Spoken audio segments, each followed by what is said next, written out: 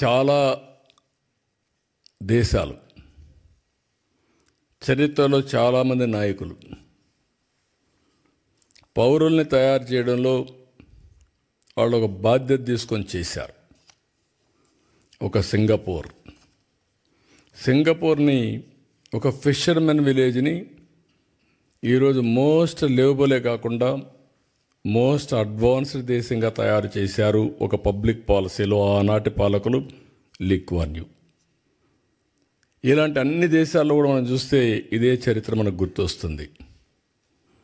చరిత్ర అంతా నేను అందుకే 95లో ముఖ్యమంత్రి అయినప్పుడు ఆలోచించాను. మన రాష్ట్రం అంతా ఆంధ్రప్రదేశ్ అంటే వ్యవసాయం, అక్కడికక్కడే వ్యవసాయం చేసుకుంటూ అదే పనుల్లో ఉండేవాళ్ళం. మీరు గుర్తుపెట్టుకోవాల్సింది, మీలో కూడా ఎందుకు నేను మాట్లాడుతున్నానంటే ఎప్పటికప్పుడు మీలో కూడా ఒక ఆలోచన విధానం రావాలి, చైతన్యవంతులు కావాలని చెప్తున్నాను. 91లో ఆర్థిక సంస్కరణలు వచ్చాయి. నేను 95లో ముఖ్యమంత్రి అయ్యాను.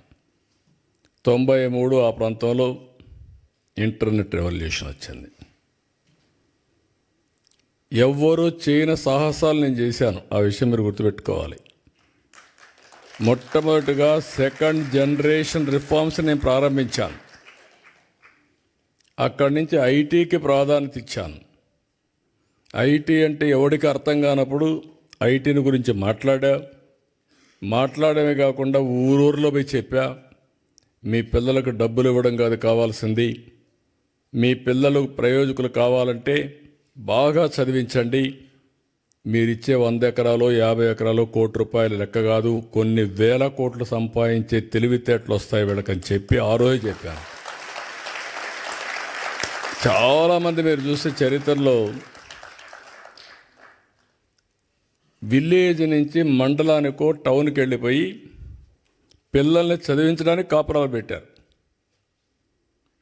అంటే నా మాట మీద నమ్మారు. నమ్మిన వాళ్ళందరూ బెనిఫిట్ అయ్యారు, నమ్మని వాళ్ళు మళ్ళీ కొంచెం నష్టపోయారు. అది వేరే విషయం. చరిత్రలో అందరూ నమ్మలేరు. అదే మరి హైదరాబాద్ని డెవలప్ చేస్తామంటే నేను చెప్పా ఏం జరగబోతుందో హైదరాబాద్లో అని. తెలివైన వాళ్ళు, ముందుండేవాళ్ళు పెట్టుబడులు, అది కూడా చెప్పాను. మీరు కూడా భూమి అమ్మద్దండి అని కూడా చెప్పేవాడిని.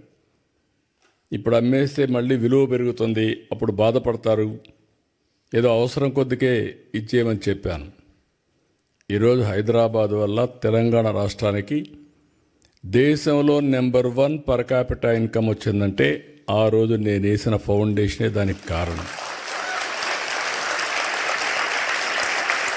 నేను ఎవ్రీడే మీకు చెప్పేవాడిని.